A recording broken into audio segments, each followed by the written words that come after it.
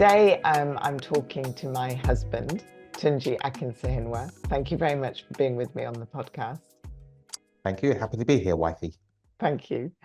And today we're talking about your move with me to the United States from the UK and making the move for your job as a university professor at Boston University here in Massachusetts.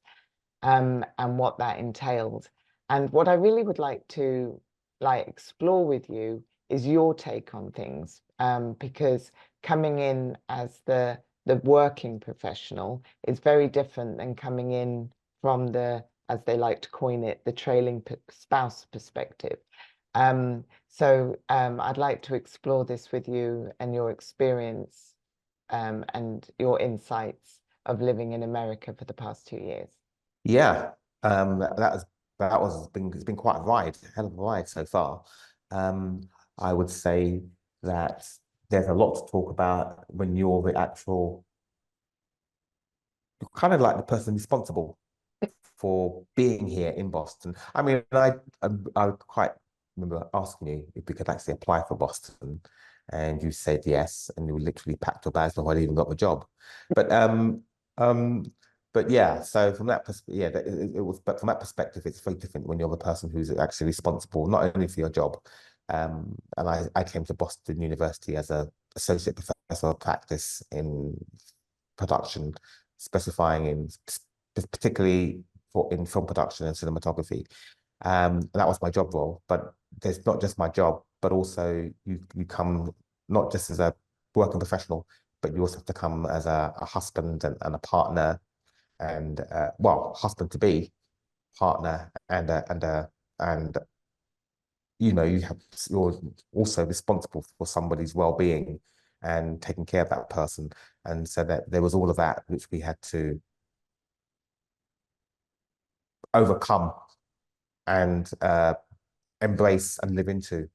And so that's what, yeah, I'm quite happy to talk about all of that. I would like us to start by looking at what it took for you to do that move. So, because we literally moved into the US in August, and within that month you were working, and we didn't have a home. And what was that experience like for you? A new job, a new environment, new city. You'd never lived in Massachusetts or even visited the city we live in. So yeah, please go ahead and say what you want to say about that. Well, I'll probably answer that really quickly. Say I never want to relive that experience again. Okay. Um, no, it wasn't that bad. What was it like? I suppose you had to take each day as it. We took each day as it. Well, I took each day as it came, really. Yeah, there was moments of anxiety, worry, concern, timing, trying to make sure that you're prepared for whatever's coming, which is to be prepared for whatever's in front of you. My key concern were two things. One, trying to find accommodation, and two, being ready to teach at a university in a completely, totally foreign culture, which I had no knowledge of whatsoever. That was really quite daunting. And then on top of that, we were getting married as well. So just a few things going on. So I actually, when I look back at it now, think it was quite an amazing achievement because there was so much going on. And I'm just scratching the surface about, being prepared for university, getting married, trying to find accommodation. If you were to do a deep dive into it, there was a lot more going on, like opening a bank account, getting a social security number, preparing lesson plans, all that sort of stuff. So it was daunting. It was a challenge, a real challenge. I think that somehow, I don't know how, we rose to that challenge. I mean, let's face it, we were here. We were in Boston. that was it. Deal with it. And that's what we had to do. We just had to deal with the situation as it came and take each day at a time. We were quite fortunate in that there were some people here in Boston who helped us out along the way, and it was really, really helpful, which helped solve a lot of problems for us. But then we still had to solve a lot of those problems ourselves. Like, you come to the States and you are a non-entity. You have no credit history, you have nothing. And you have to we literally started all over again. That's what happens. It's almost like being born again as a, you come into the world we came into, we don't come into the world as babies. We came into the world, into this new world as adult babies, but without a clue what we're supposed to be doing, or and having to start all over again from scratch, trying to find our way, trying to find our way in the world. Do you think we Um, made do you think we made lots of assumptions because we were coming to an English speaking country, and we'd both been to America before, together and separately. So although we hadn't been to Boston together or anywhere else in Massachusetts together, I'd been to Boston myself, but I certainly made assumptions given we share a language and I'd been to America so many times. Do you think you did as well?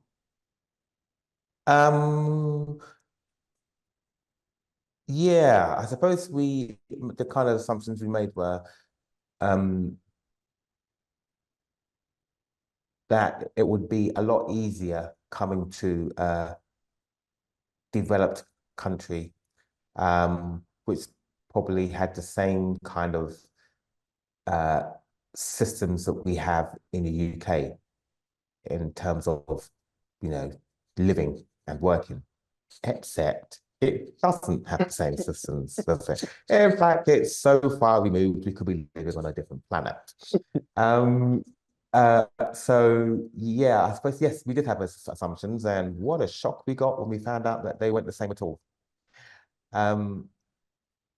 It's funny because when we moved to Nigeria, because we obviously lived in Nigeria for a while, and there was like it was completely different.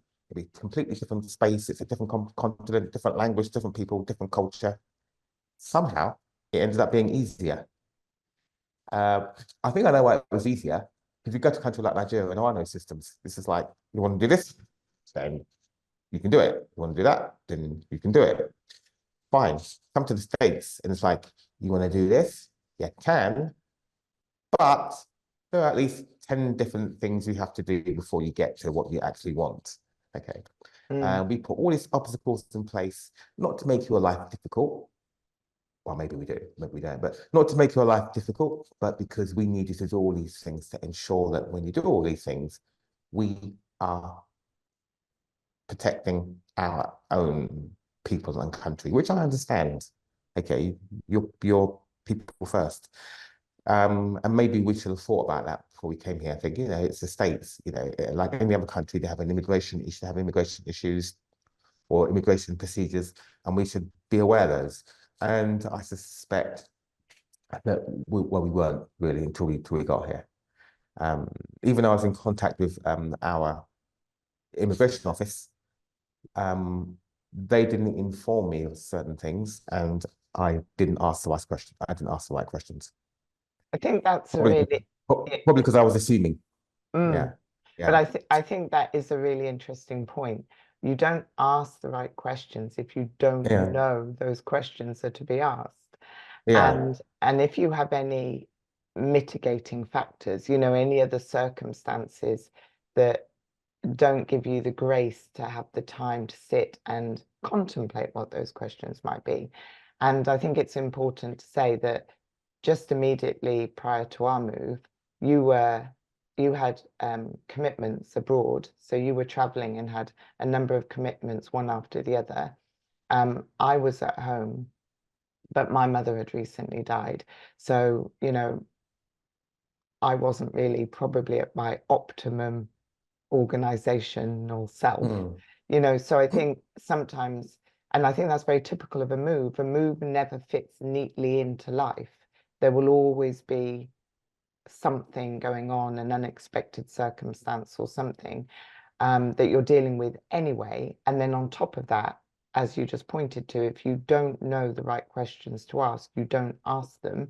And then you arrive in a country and realize on the ground, as you're dealing with what you're dealing with, the questions that should have got asked or the information you should have had, but now are scrambling to make okay because you didn't have that information ahead of time. Yeah. Yeah, but to go back to what you said about I was traveling. It took 2 years to get the job, and 1.5 years it was partly COVID, so we couldn't move anyway. And then I was at home. I was teaching in England, and there was nothing going on. Literally, the few months we're meant to move, all of a sudden everything happens at once. So, like you said, I had to go and shot a film. Because my background is cinematography. So I shot a film in Ireland, which wasn't expecting that. I shot a film in Spain, wasn't expecting that. I think I went to Nigeria as well, didn't I? So there was all that going on, and I suppose really what would have been ideal is if none of those things had happened and we were just at home, kind of like doing a bit more research about Boston. You know what our problem was? But we were too busy doing the tourist thing. We went and bought all the wrong books. I found, oh, we can do this when we get to Boston. Oh, we can get there when we get to Boston. We can do this when we get to Boston. Reality check, you only get to do that once you've actually figured out how you meant to be living in the country in the first place. You know, we weren't. I think we almost approached it going to Boston from a tourist perspective. That was a bit of a mistake, wasn't it? And so we had all those books. I mean, how many books have we got on Boston about how to, About four. about 4 books on how to go and visit Boston?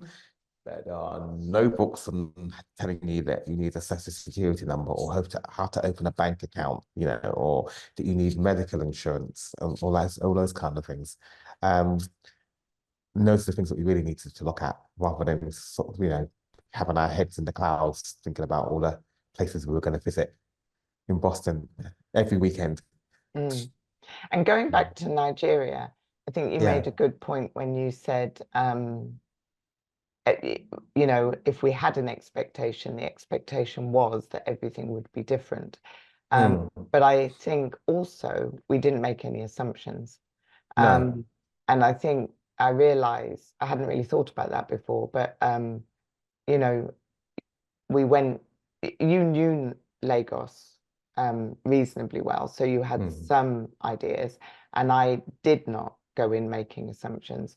I kind of went in willing to be guided by you, but very, and that definitely once there I was making assumptions. I can see that, but I didn't go with it's going to be like this and it's going to be like that.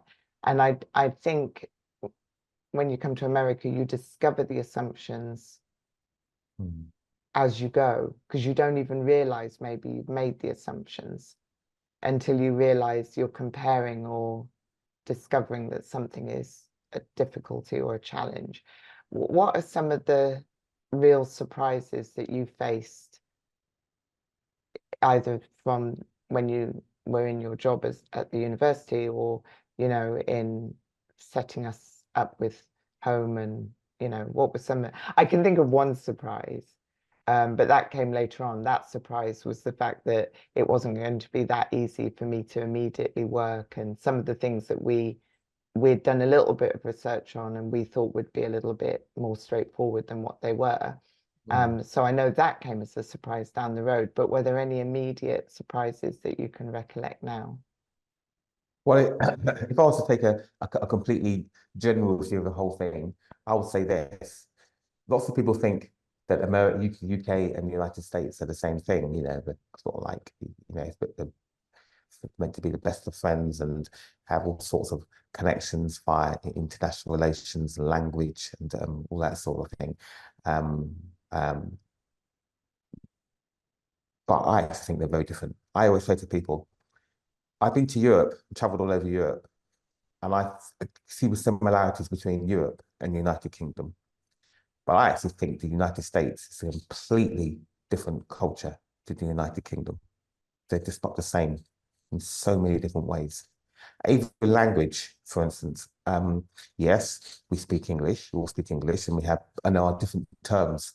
They say elevator, we say lift. They say truck, we say lorry, those kind of things. Obviously, we're white because we're British, and we've invented the language, so there's no question about that. And if they argue, we should just recolonize the country again. I've got over the war of independence, but you know, there's no reason why we can't do that again. So some of the challenges I encountered, I think, were, well, for instance, at university, for instance, let's go work as a professor at Boston University. So there were some very interesting differences in the way that for student expectation. For example, in the United Kingdom, when we grade, we grade in English, like English universities, we grade quite tough. If you get an A, for instance, you know you've worked hard to get an A, and the student knows they've worked hard to get an A. And all your colleagues, student colleagues, we're telling you, oh wow, you got an A, really well done. But there's no expectation for an A. Students know how hard they have to get that top grade. In the United States, it's an expectation. If I don't get an A, they want to know why. And so I kind of like drop in with my British background, and you know, not going to get an A for me. They should work hard. And it was a bit of a culture shock for me, and I guess, and my students who were expecting A's and then didn't get an A. And I remember it was written in my evaluations, because students do evaluations. And it was written in the evaluations, Professor Tunji is great, but he grades too hard. It was the comment I got back. And so I had to go and talk to the chair of the school, who said, oh, well, you know, it's just, you'll get used to it. It's America, and you just have to perhaps ease up. And then he sent me over to see my direct mentor, who's the director of the course I was teaching. And it's funny, he said, we've been grading quite easily here. We've been given A's out, you know, possibly where we should be grading harder. And he said to me, just keep doing what you're doing. So I kind of have stuck to my guns, and you know, I slightly eased up because I suddenly realized, oh, perhaps I'm overdoing it. I'm not in the United Kingdom, I'm in the United States, and therefore accept and adopt the culture, but I don't have to be completely, what's the word I'm looking for? I don't have to completely give into it. So I've kind of like worked my way around that. And students, and you know, as you know, in America, students choose you. You don't choose your students. And even though I've still got this reputation, because students are still telling me that, and now they say to me, "Oh, it's okay, Professor. We know you mark hard because you've got a British background," which is quite funny. But they still come to my class. And another thing that you mentioned as well, if I go out of university into life, we thought that you were able to, we thought you'd just be able to work on your J2 visa. That was a bit of a shock. And it turned out that was not the case at all. And you had to go back to England for 6 weeks and get a J2 visa, and then come back to the United States. And they say to you, okay, great, you've got J2, you've got the J2 visa, but we've got another step for you to get over. I say, you've got their hands loosely. Yeah, let's stick it to the British.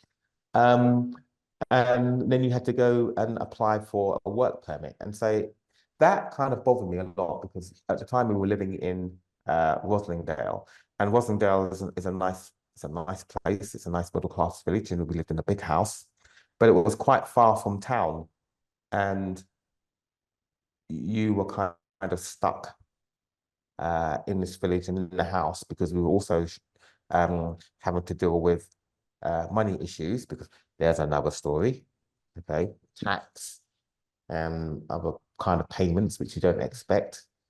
So that kind of limited the the amount of things that you could do. And as I was at work all the time, I was thinking coming back late as well because of the distance I had to travel and the hours I had to work and trying to get used to working in this new culture, which took me a bit longer than say my American colleagues. So that was on my mind as well, that how, you know, are you going to end up being stuck in this house or, you know, not being able to work for the next 3 or 4 years? And that was, I think we had a discussion, didn't we, that if that was going to be the case, then we might need to consider going somewhere else because, or you were going to go somewhere else.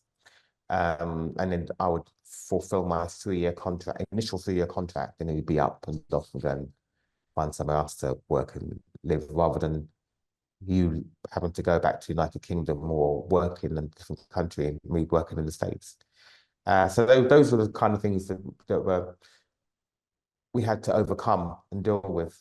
I say that about us, but I would say that if you're the person who's working, if you're the person who's been invited to work in a particular country, then as far as the country is concerned, you are the person who has the most rights.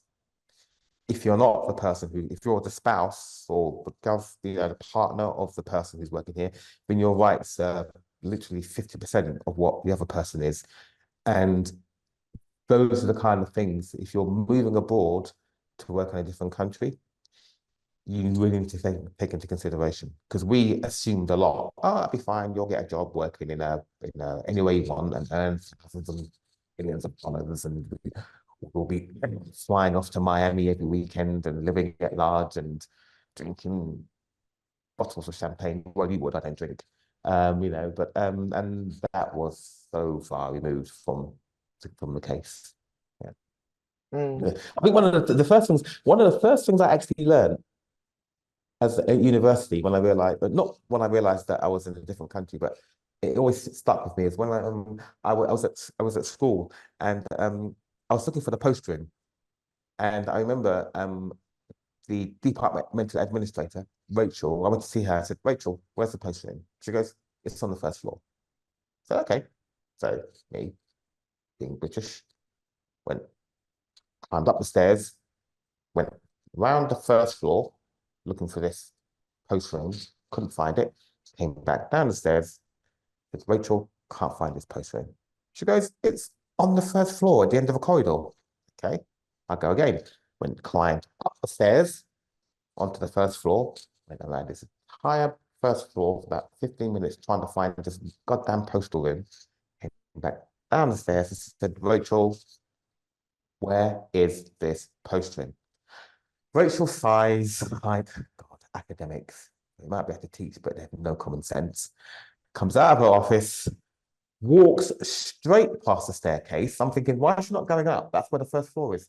But she doesn't. She walks straight past the staircase, goes to the end of the corridor, and she goes, this is the post room.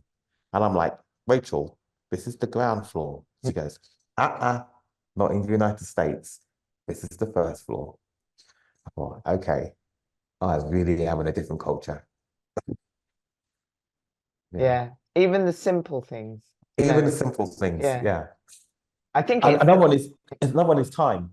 I said to my student, it was a break. They wanted a break. I said, okay, it's 25 past. It's you've got a 20-minute break. Make sure you're back by 25 to 1. Total silence, blank looks. I'm like, is that not long enough for a break? They said, we don't know what you mean. I said, come back at 25 to 1. And they said, oh, you mean 12:35 kind of thing. Yeah, that sort of thing. So there's a lot of things you have to you learn, and I'm learning along the way about adapting to American culture. And how do you enjoy the fact that you're in America and but you still have, you know, the projects that took you to Ireland, Spain, Nigeria, you Yeah, still are yeah, involved in some of those projects. So you're in America, but you still have you still look outside as well, you know, because yeah, you're not just a university professor, you do juggle other things. yeah. So how do you is that different from when you lived in England? Because that was very much the basis of your life for many years. So is there any difference in that sense? Um, personally, you feel a lot. It's kind of like you feel a whole load more international, if that makes sense. Because when I was in England, that's home. Now I'm in America. Well, I'm an international or an immigrant, whatever you know, here in this country, and then you go off to another country and continue being an international. Because even though I'm from Nigeria, my parents are from Nigeria. I was never born there, and I wasn't born there, and so I go to Nigeria. I'm an international. They make sure that I'm aware of the fact I'm an international. I'm not getting further off this kind of accent. If I go to Ireland or Spain, obviously I'm neither of those, so I'm an international. So you just feel like you're on a bit of a globetrotter. Um, at Boston University, we have 3 months holiday in the summer, and they expect you to be doing additional external projects. You shouldn't. It's not 3 months of sitting in the sun, lazing down by the beach and drinking sparkling water. So it's a lot. It's tougher because now I have to teach. I'm teaching 8 months of the year full time. And when you're teaching full time, you are teaching full time. They make that perfectly clear when you get the job here that there's no side projects in the middle of semester. It's total concentration on teaching your students and total concentration at being a function within university, which I completely agree with. If you don't agree with that, don't take the job. So those opportunities are limited now, and I find that you have to, once summer comes, you have to kind of like what's the word?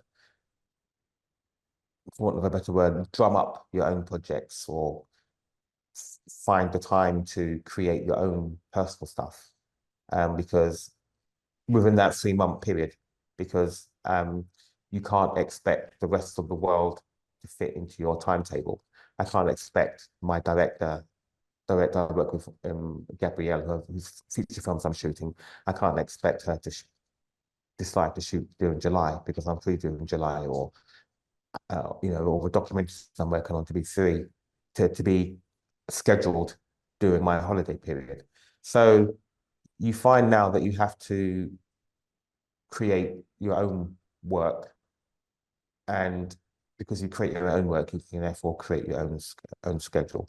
But it's funny now that before I'd be going back to Nigeria and flying back home to England, and I just go in, touch my passport in a scanner and wander through.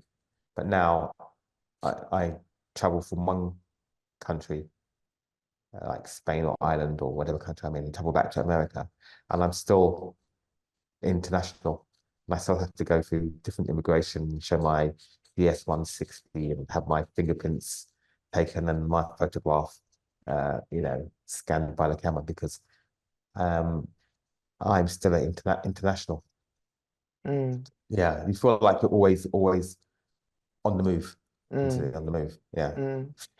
It's a really interesting point. You remind me of when I lived in China, and every day, I was a teenager, but every day something would happen that would make me think, Yeah. I'm new here, or I don't belong here, or Yeah. I'm an outsider. Yeah. And do you think, I mean, do you think you're very much accepted in the university, so without question, but do you think you're also reminded on a frequent basis that you're different, that you don't like belong? There's the whole accent thing. They love the accent. Yeah. So we Yeah. get reminded that in a Every day. complimentary way every Yeah. day that we In a don't fun way. belong, but in a fun Yeah. way. Yeah. But do you think there are other ways in which you feel you're made to feel, oh yes, I'm not literally um from here. Obviously we're not from here, but you know what I mean, that No. Yeah. you're reminded that you're from outside. Like I said, there's an accent thing where I'm sure my students only listen to me because they like my accent. And even my Chinese students who are not from America could just keep going on about my accent. And sometimes my students will actually mimic my accent. I'll say something and they repeat exactly what I said back in the English accent. And they say, oh, sorry, professor, and then do it again. But it's fine. I mean, it's fun. They're having fun doing it. And if it gets them to listen, knock yourself out. A lot of my colleagues will also talk a lot about, especially my close colleagues will talk about being Anglophiles and liking everything, all things British. Sometimes during meetings, I will talk about things we're doing. I try not to do it too much, but I'll talk about things about how we work, function in UK universities, like having a health and safety officer for students when they're going out shooting films. We didn't have that at BU, which was a bit of a shock to me. Like, no health and safety officer. Wow. And I mean, on the one hand, it was kind of like, okay, there's something quite liberal about that. And, you've got to trust the students, and then in the UK, it was completely the other way. It's like, okay, you want to shoot a film? Here's a pile of documents you have to fill in before you get to shoot it, okay? And once you throw those documents in and we're satisfied with them, you've spoken to about 3 different people or staff members, we'll let you go shoot a film. Whereas in the States, here it's like, yeah, go and shoot. I mean, that's changing now, because we kind of realized that doesn't really work. But most of it, but to be honest, it's been very welcoming. I think there's a lot of joking, jesting, about the Americans and the British. And I'm always teasing the Americans and saying, I know we lost the war of independence, but it's not too late for us to recolonize you guys again, because, and there's always a great joke about that kind of thing. But yeah, I mean, I have to say, being a Brit in this country and at the university has been a very positive experience. Very positive experience. I think, I don't know what it is about the accent. I think there's a joke on Facebook where this comedian says, you realize the thing about a British accent, it says that you can say anything and anybody will believe it. And what do you say? He says an American accent. He says, let me prove it to you guys. So he says, in an American accent, he says, 2 + 2 = 5. He said, well, 2 + 2 doesn't equal 5. Then he said, now try it in a British accent. He says, 2 + 2 = 5.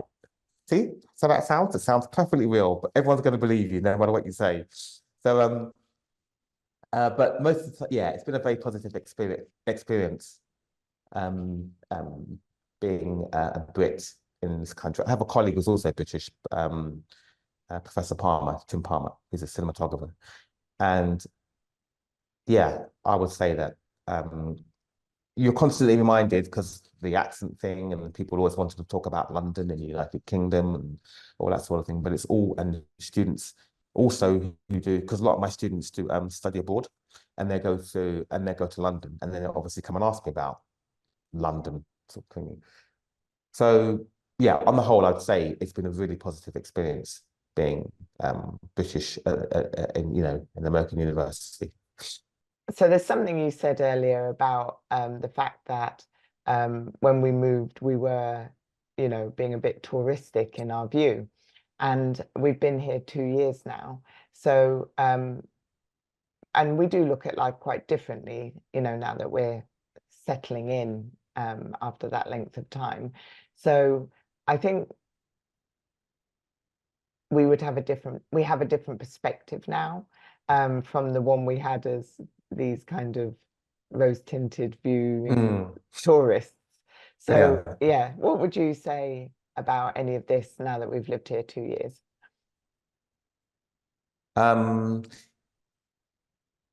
Well, the rose-tinted glasses have come off, that's for sure. That's the first thing. It's a reality check. You realize that you're not on holiday anymore. In our case, we were never on holiday.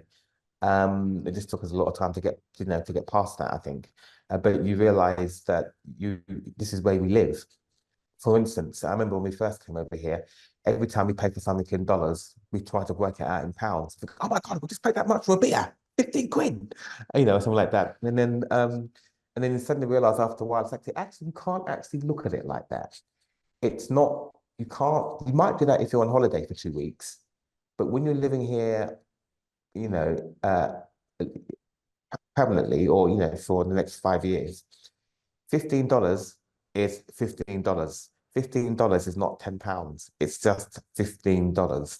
and you have to accept that that's all it is, and get past the comparing everything to the United Kingdom all the time. Yeah, we do still compare stuff to the United Kingdom. We compare our health system, the US health system. We compare the education system, which is done. We compare the transport system with the United Kingdom, with the United Kingdom as well. We do all those things. And I suppose we always will, because we're living in two different countries and we've experienced two different countries, and you have to therefore have a knowledge to be able to compare. But but also on the other hand, you have to adapt, adopt, and embrace where you are in the United States. I mean, you're in the United States, and therefore, while we're here, we need to accept that and live like we're living in the United States, and not like we're in the United Kingdom. But one of the things that when you're moving abroad, or what people have said to me when I've moved to a different country, is I remember the last people to say that to me were when you and I were on holiday in the Caribbean, and we were on a boat, and there were a British couple, and the captain of the boat said, "Okay, where's everybody from?" And everybody was saying where they were from, and there was a British couple from London. I think they were from Clapham, actually, and then the captain said, "Where are you from?" I said, "Oh, we're from United Kingdom, but we actually live in Boston, in the US." Okay. And I remember sometime after that, we were swimming off some beach somewhere, and one of the British people, well, this lady came up to me and started to talk to me about Boston. And I remember saying to me, my husband and I had always dreamt about moving abroad, but we just never really got around to it. And it kind of struck me that there's a difference between having a dream and having an aim or an objective. And if you have a dream, it could always be a dream, or the dream might get broken, or you may even forget the dream. But if you have an aim or an objective, then you have an intention. You've got an intention, it's much easier to achieve something when it's an intention than it ever will be if it's a dream. And I think, so when we decided to move abroad, when we said we're going to Nigeria, we just went to Nigeria. That was it. Okay, we're going to Nigeria. We put everything into place and off we went. We came back and we were obviously sidelined for a while because of different circumstances. And then I remember we said, okay, we've been in England long enough. We've overcome all the different issues that we've had to deal with in terms of our families. We're off again. And because as soon as we said we're off again and we're moving, things started to fall in place. The first job I got was in Nigeria. Again, remember that. The first job I got was in Nigeria, but that didn't work out because the timing was wrong. And then the next job came up was Boston. And there were other jobs as well, which they didn't quite work out. I mean, I was never accepted, but the Boston job did. And here we are. But the thing is, my point being is, if you really, really want to move, it can be a dream, but you've got to make your dream a reality. You've got to make it an intention. Otherwise, it's very, not unlikely, but it makes it much harder for you to achieve it. You've got to say, this is what I want to do. Plan for it. I want to move abroad. I want to move to this country. I want to do this kind of job. And you've got to, and that's got to be your focus. And you have to do everything or everything possible to make that intention come true. Otherwise, it just becomes a dream. You just remember, it just becomes, and you never achieve that. You never achieve that dream.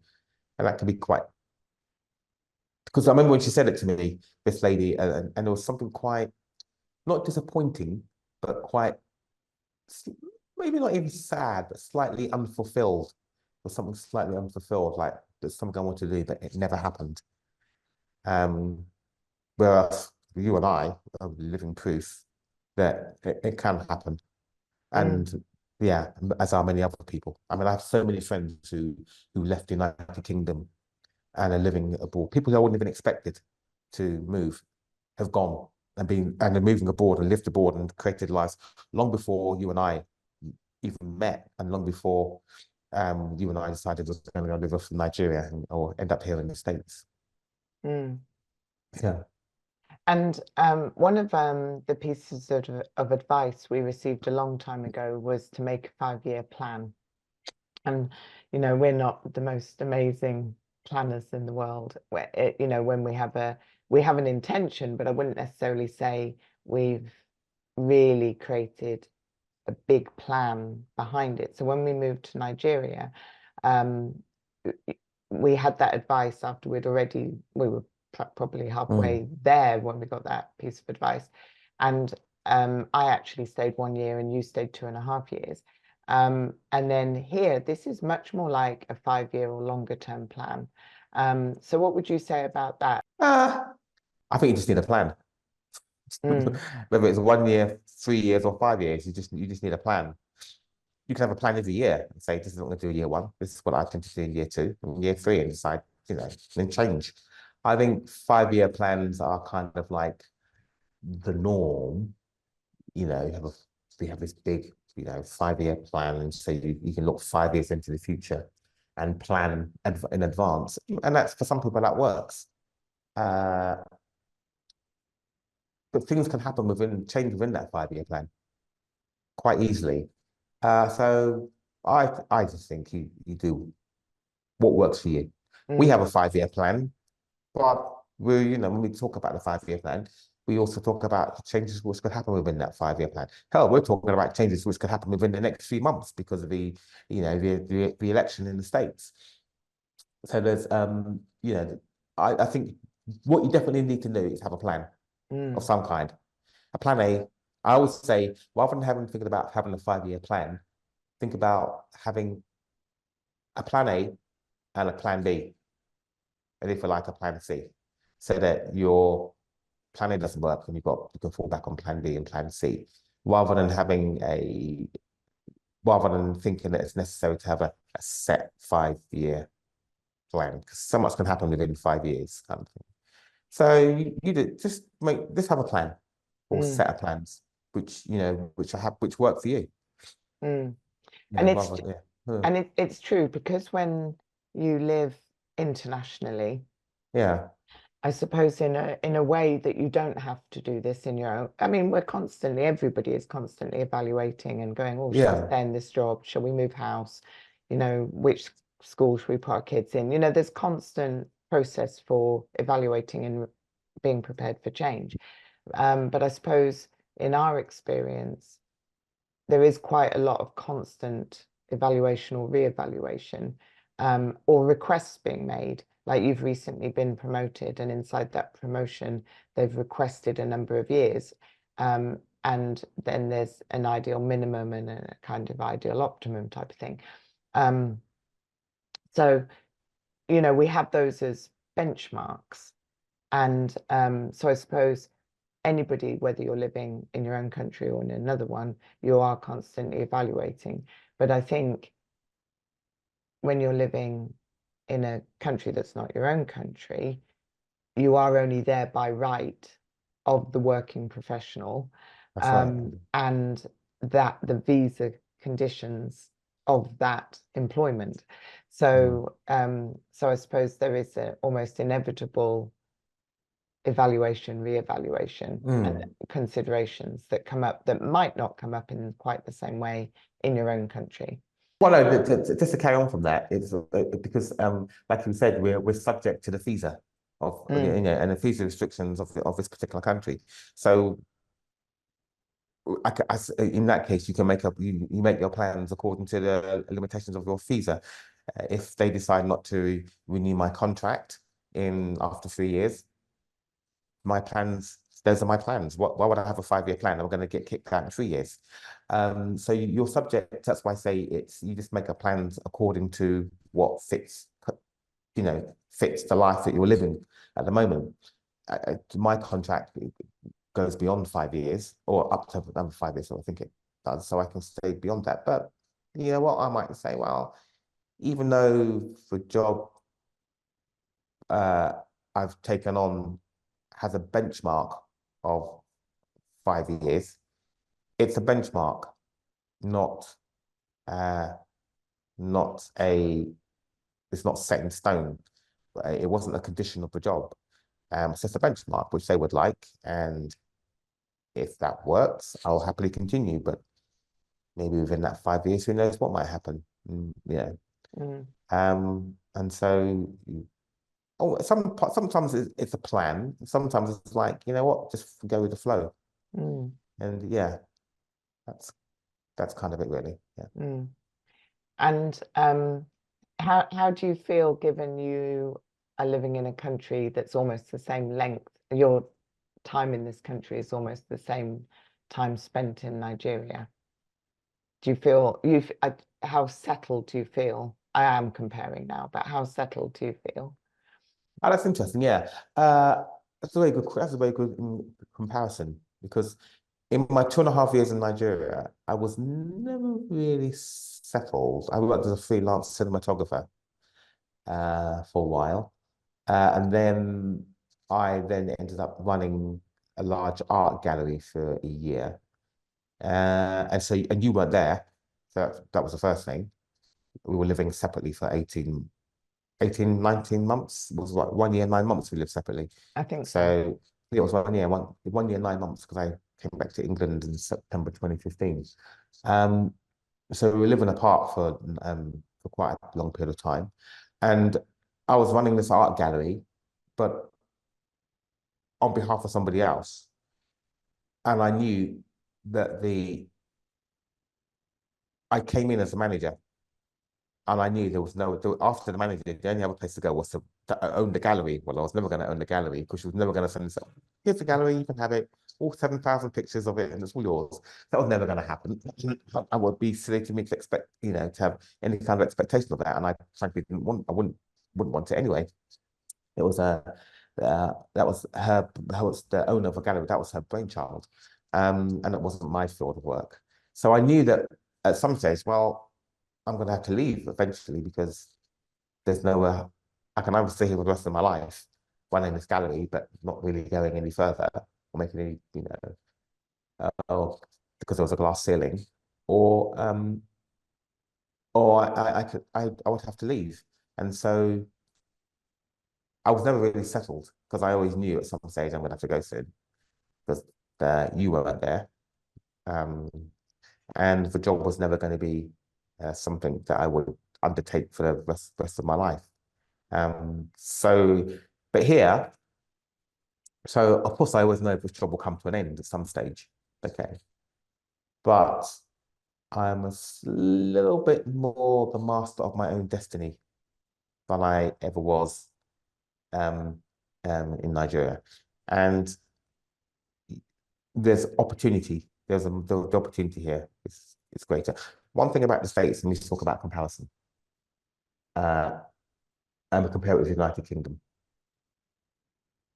The opportunities here are tend to be there's more of them here in the United States than there was, at least for me, in the United Kingdom.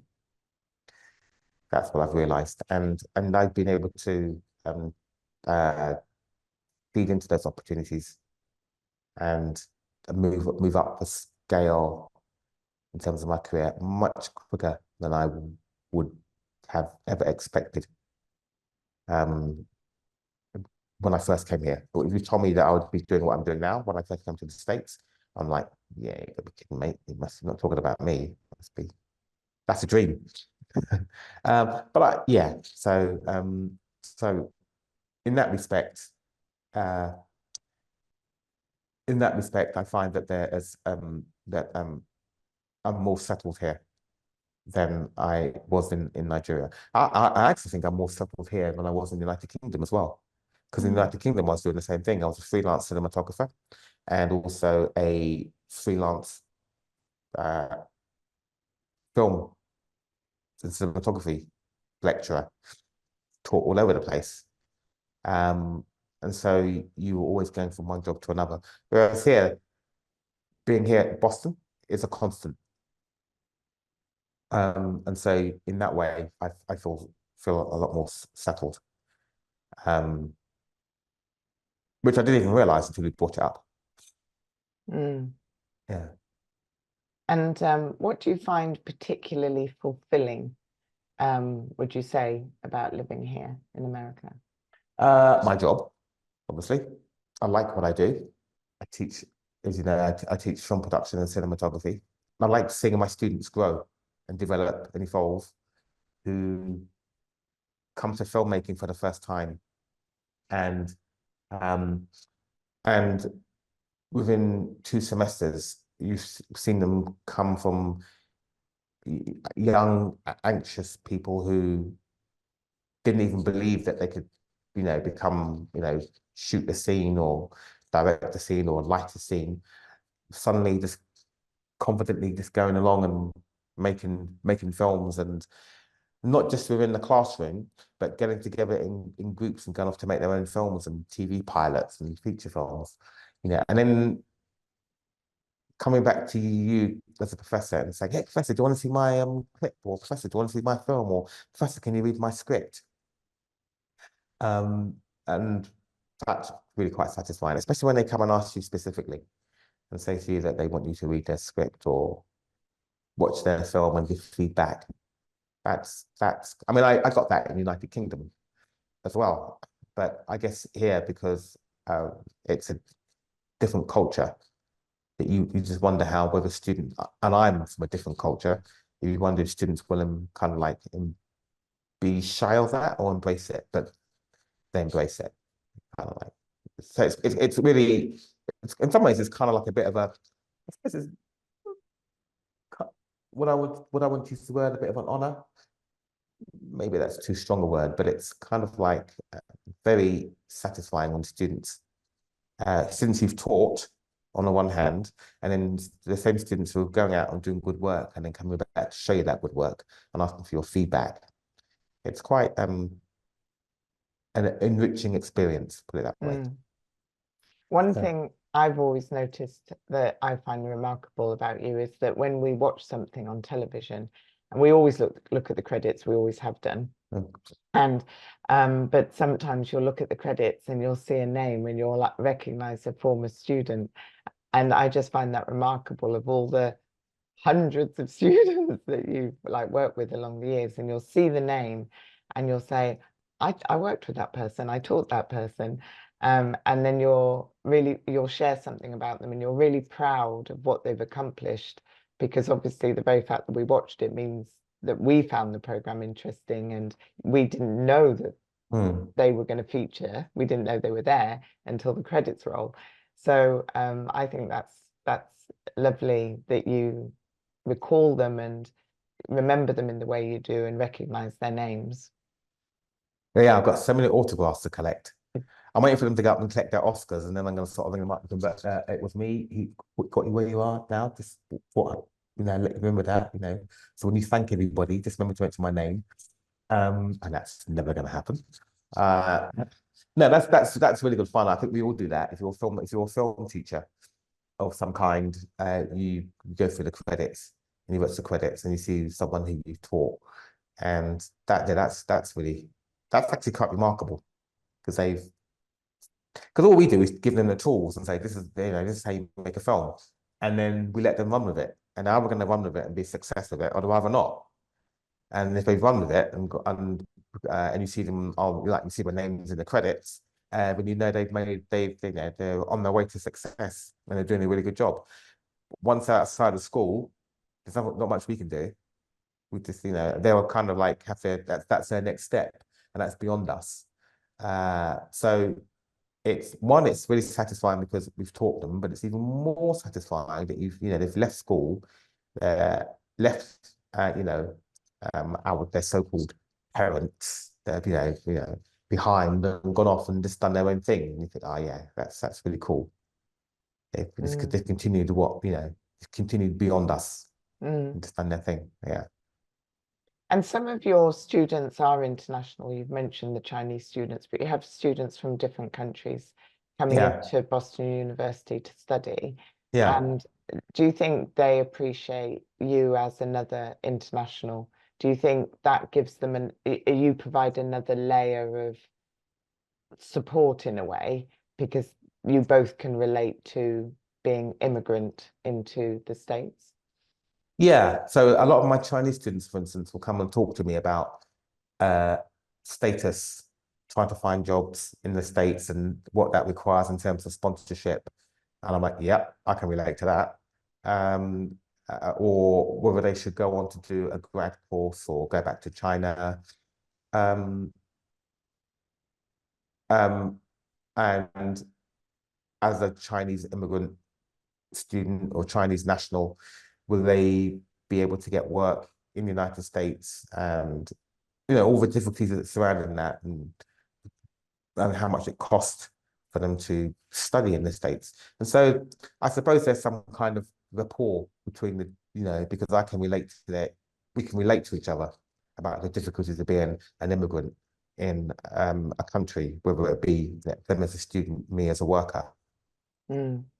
And so I don't know if that's why they come and talk to me about that because they think I have a better understanding, or at least I can empathize with their situation. I don't know. They come and talk to me like that, or they come to my office because the door's open and I have chocolates, which they can come and eat, or they can just come and hang out at my office. I don't know, but yeah, it's. I find that a lot of students, and particularly my uh, Chinese students, uh, some of my there's some Nigerian students who come and talk to me. There's obviously a cultural nationality thing going on there because of my background as a um, British-born Nigerian. Um, um, and even some, I've got some Russian students as well who will come and talk to me about these sorts of, about being an international or being an immigrant in a different, in the United States. So yeah, I do. I think at least I can understand their perspective.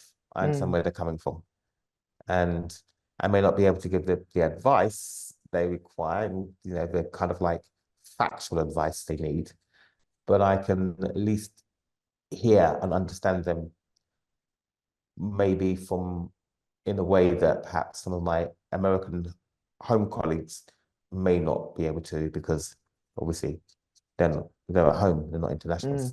Mm. Mm. And do you think that you inspire the American students? Because obviously, if you're studying film Mm-hmm. and cinematography and these kind of subjects, there is quite a chance that you would at least go overseas on a project, or you might move overseas to pursue a project. So, do you think they see you living it, like you're on their turf? And do you think that makes it maybe perhaps less intimidating for them because they're seeing you live it? And that makes them more intimidating, actually. Oh. They worry a lot. All students worry a lot, and they're worrying about and they think, "Well, how did you do it, Professor?" And and,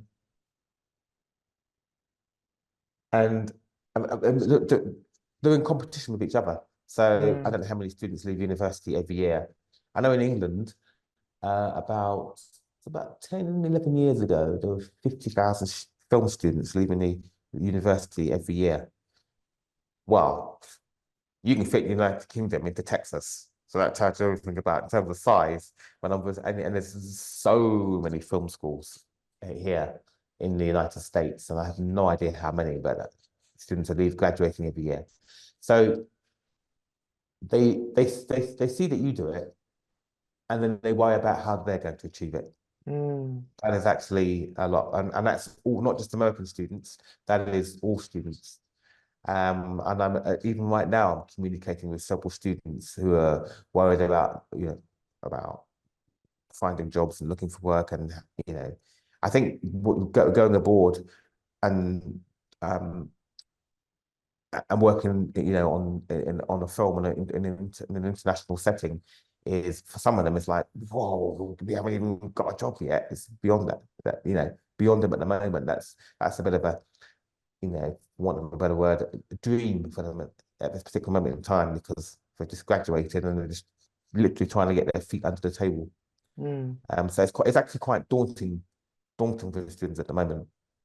I'm sure that's what they want to do, but at the moment they're just all trying to get their feet under the table and get a job as quickly as possible. Because there's a lot of pressure on American students because they pay so much money. It's like American universities spend, let's find the figure, 9. Okay, how many zeros can we put on past that 9 and get away with it? Like, at the moment, there's 5 zeros after the 9, which is 4 90,000. zeros. No, 4 zeros, beg your pardon, yeah, 4 zeros after the, 9 and 5 would be terrible, wouldn't it? That's be like, oh no, don't bother, just buy a house and make a film instead. Yeah, 4 zeros after that 9. So that's what they're paying per semester. That's like, wow. Okay, so yeah. But to answer that question, as a university lecturer or as a professor, whatever they want to call us, it is part of our job to inspire our students. Because you were talking about, are they inspired by us? That's our job. I think that is 20, maybe 30% of the job is to inspire your students. It's not just about sticking them in a studio and teaching them how to put up a light, and, you know, and talking to them about film studies and specific film directors and what type of film come from different countries. Yes, they need to know all of that, but I also think that at least 20%, 30% of your job is to inspire your students, to make them believe they can achieve great things. Thank you. I think that's a good note to end on, and really inspiring. And I really thank you for being on the podcast with me today, sharing as my husband and sharing as the university professor and what America means, living in America means to you. Thank you very much. Yeah. And you're most welcome. I'm glad you finally invited me. There you go.